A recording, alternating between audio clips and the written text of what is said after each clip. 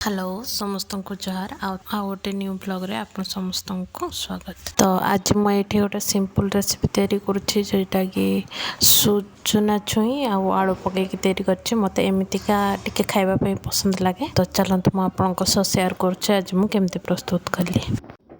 एठी सुजना छुई नहीं बिलाती एठी धनिया पत्र पियाज नहीं आलू को सिझे देछि। कंचा लंका रसुण और जीरा को टिके बाटिकी देछि।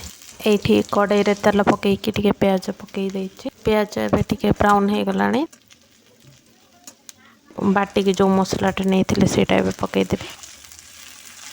हळद धनिया गुंड पकई देकी टिके मसलाटा को कसिबी। तापरे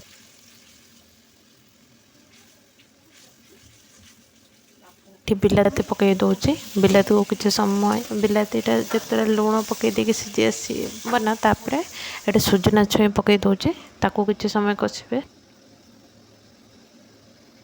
एठी सुजना छुई हो सारा पर जी आलू आ धनिया पत्र एका सांगे मुझे पकई दिए। मैगी मसला मुझे पकई दिए।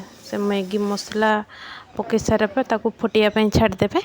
आ फुटी फुटी एवं एंतिका ता कलर हो मत तो एमती ही खावाई भल लगे। तो आपण मैंने किसी सुजना छुईर नुआ रेसिपी जब जानते आपण मैंने निहाती कमेंट सेक्शन में मत जनइबे।